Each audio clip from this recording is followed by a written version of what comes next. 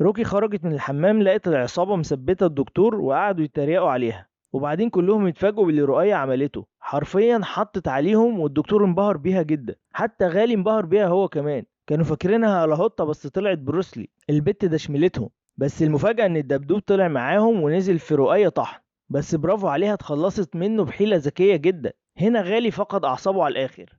وفي الآخر هربوا من الفندق بطريقة ذكية جدا. الدكتور قرر انه يروح اسم البوليس يبلغ عن اللي حصل.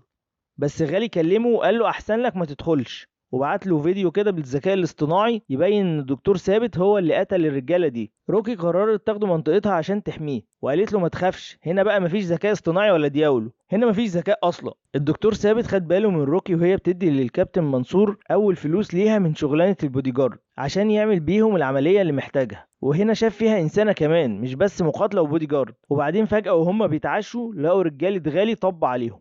بس على مين؟ كابتن منصور وروكي ده شملوهم. وروكي والدكتور قدروا يهربوا برضه منهم.